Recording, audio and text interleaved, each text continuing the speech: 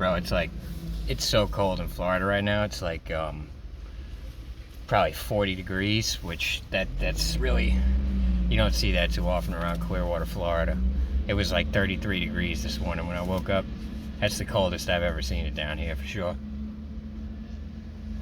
But so, I guess I'll tell a story about the worst Christmas I ever had in my life. And just to get one thing straight, I'm not telling this story because I want pity or, you know, everything I did in my life was voluntarily. It's not like the next video. I'll explain why I was homeless, but I quit a good job, so that's why I was homeless, basically. But it's a long story. I didn't just quit the job because I was. It's a long story, and I'll tell it in the next video. So, this video, I'm not looking for pity. I'm just telling. These are just things that I experienced in my life, and honestly, I was looking for hardship. You know what I mean? I was trying to conquer fears, and it's not like I wanted to suffer, but I wanted to stop being afraid of hardships and stuff because they were causing me to live. My fear of hardship was causing me to live a life that I didn't. It was a life I didn't want to live. So, the worst Christmas I ever had. It must have been around. You know, I think it was 2017, Christmas Eve, and so. You know, I had been living on the street in New York City on and off for about 10 years. Previous to this, around 2014, 2015, I lived in Harlem. I lived in a room in Harlem, and then I lived in a room in the Bronx. And when I was living in the Bronx, I was living with this impossible roommate, dude. This type of dude, been in and out of jail his whole life. A very hard person to deal with. So, he was the type of motherfucker that if I bought salt and pepper, he'd steal it. You know what I mean? So eventually, after all these little annoying things he would do, me and him started getting into fights. And he couldn't beat me in a fight. I was stronger than him. I was smarter than him. Like, I'm not trying to brag. I mean, dude was just a fucking moron. So, he realized he couldn't beat me with hands. So one day he pulls a fucking butcher knife on me. And I was thinking to myself, like, to be honest, I believe I could have taken it from him. But I was thinking to myself, like, one of us is going to die if I go at him right now. And is it worth it? You know what I mean? Like, do I really want to potentially die or potentially have a bag to shit in? Or because sometimes people get stabbed, it messes up they end up having to shit in a bag for the rest of their life. Do I really potentially, if I end up killing him, do I want to go to jail for the rest of my life over this bum ass motherfucker? Like, so I basically, once that happened, and the other thing is, I was tired of living in the fucking Bronx. I didn't want to live in the Bronx for the rest of my life. I got nothing against the Bronx, like, and honestly, I also kind of liked the neighborhood. I liked everyone in the neighborhood. It was a Dominican neighborhood. Everyone was cool. I got along with everyone in my neighborhood except for my roommate. So I was thinking to myself, man, fuck this shit. I know how to live on the street. I'm tired of dealing with this bullshit. I'm tired of riding the train up from Manhattan. It's a long ride to the Bronx.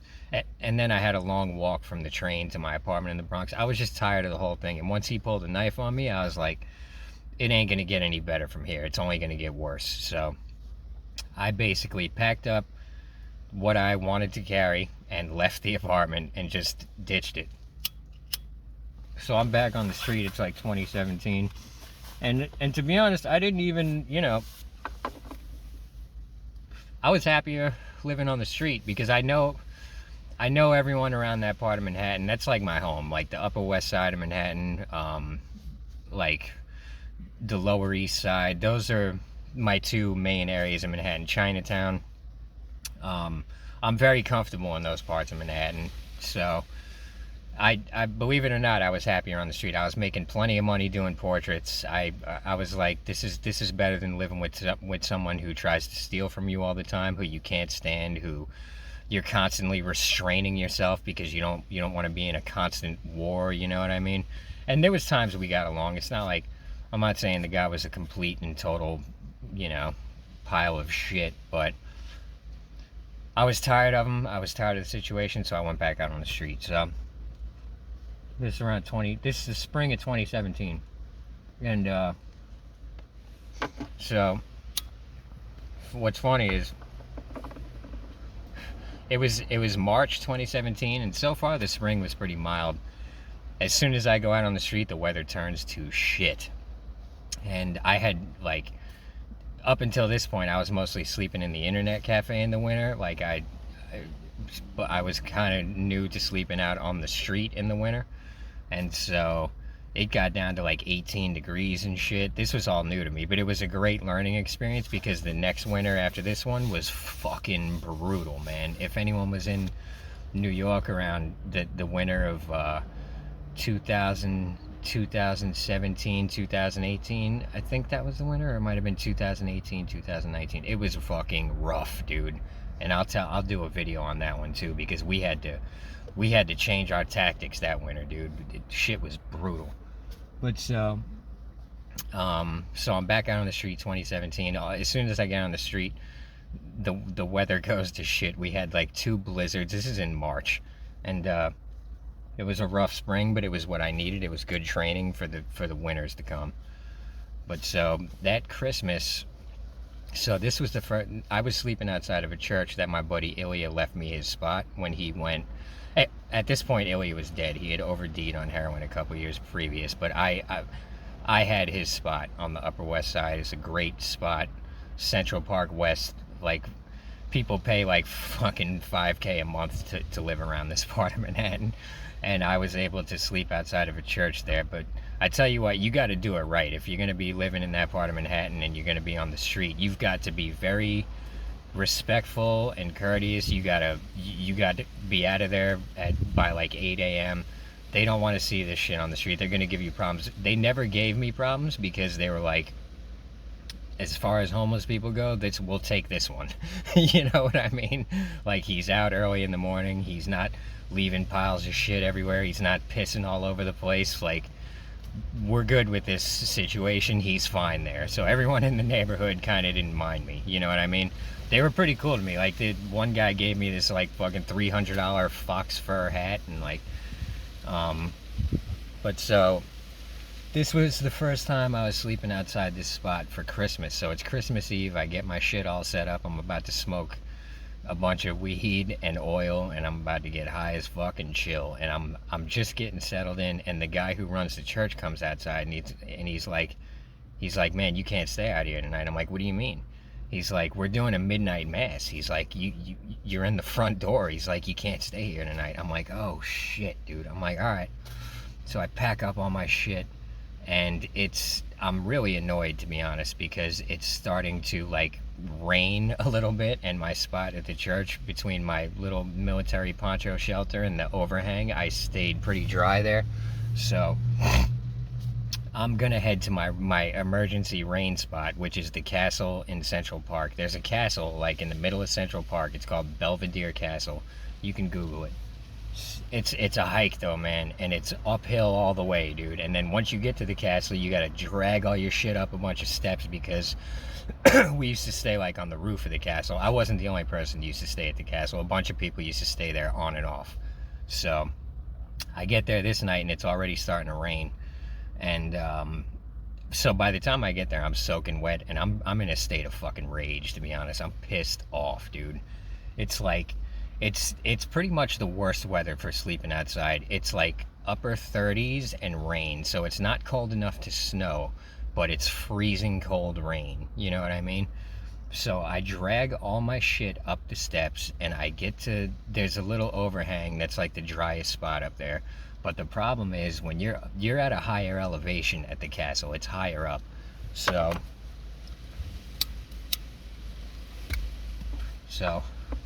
the wind was blowing so fucking bad that the rain was all blowing right up under the thing, and it was soaking wet under there anyway. So I had dragged all my shit all this way for no fucking reason. It's Christmas Eve. I'm pissed off, dude. And so I wasn't about to drag all my shit back out to the street, and I have other backup spots, but they were just too far at this point. And I'm like, I don't give a fuck at this point. I'm done. It's like close to midnight, and I had been dragging my shit all over Manhattan for like the last hour. So I I just set my spot up and I threw my military poncho on top of just like on top of everything. So I'm just all me and all my shit is just under this military poncho and I've got it weighted down at the corners. So I I sleep and it rains all night. And I wake up the next day and it's freezing fucking cold. And now it's like below freezing, and it had rained all night, but now the weather was clear. But the problem is everything wasn't just soaking wet, it was like ice. So everything's in between ice and water, and the wind is blasting like a fucking hurricane up there. And I'm like, oh my fucking god, dude. I'm like, how am I gonna get my shit wrapped up in this fucking tundra? Everything I have is soaking wet. And the wind chill, it was brutal up there that morning. So I just laid there for like an hour dreading this, because I know that my hands are gonna be fucked, you know what I mean, because of the cold and the wet. So I just said, all right, I gotta do this. So I get up and I start packing up all my shit, but I could only work for like 10 minutes at a time because my hands were so cold that they weren't working. So thank God I had some hand warmers that I could open and put in my pockets, because every 10 minutes I had to stick my hands in my pockets to warm them up just to get them to work. So finally, I shit you not, what normally took me about 20 minutes getting my whole little campsite wrapped up took me about 2 hours, between the wind and the water and the ice and all this shit, and I get everything wrapped up.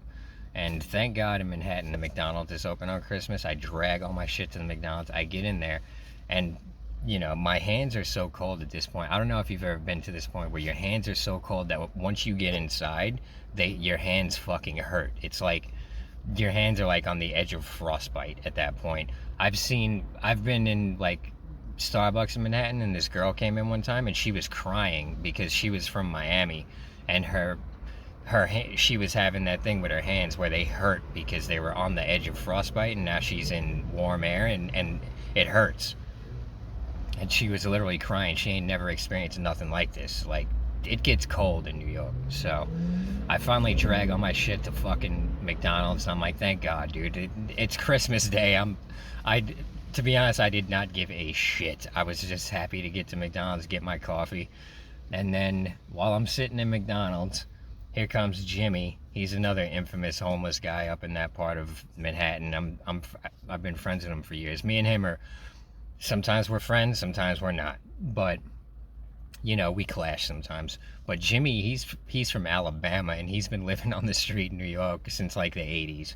So Jimmy shows up in McDonald's and he's soaking fucking wet, and fucking I see him, he looks like like a wet rat that just got washed up on the shore. He comes stumbling in, and this dude's a heavy alcoholic, but anyway, he comes stumbling in, he's like shivering, he's on the verge of death, and he comes and sits next to me. I'm like, damn, Jimmy, what the fuck happened to you, dude? He's like, man, he slept in a cave in Central Park. He had his own little cave in Central Park. And when it rained, while he was sleeping on the ground in there, a fucking rush of water came through and just washed him out of the cave, basically. So he was well and truly fucking soaked, dude. And so when he came in, I was like chuckling to myself. I'm like, man, I thought I had a bad night. Look at Jimmy, dude. So fucking, he sits next to me, and I gave him some fucking hand warmers, because I was like, man, you're about to fucking die, bro. Like, take some fucking hand warmers, man. Stick them under your shirt, bro. Like, you need to warm up, bro. You're gonna fucking die, buddy. And so fucking, I gave Jimmy some hand warmers. He stuck them up under his shirt, and we just sat there and warmed up and fucking drank coffee and told our war stories from the night before. And so I guess you could say that was the worst Christmas I ever had. I had some bad ones on the street, but if I think of any other ones, yeah, I'm gonna do that in the next video. I'll tell the story about the brutal winter. Actually, the next video I'll tell the story about why I was homeless. After that, I'll tell the one about the roughest winter I ever had out on the street, and we had a rough one that year. So I guess that's about it. Merry Christmas, everyone. And you know, thanks for all the subscribers, dude. I appreciate y'all. I can't, like, this is the best Christmas present I could have asked for, man. My YouTube like, the algorithm just started pushing it out, and I appreciate that, man. That's really fucking awesome. That means people are, you know, watching my videos, and the algorithm is pushing them out. So thank you guys. That's fucking great, man. Merry Christmas, and I'll be seeing y'all soon. Later.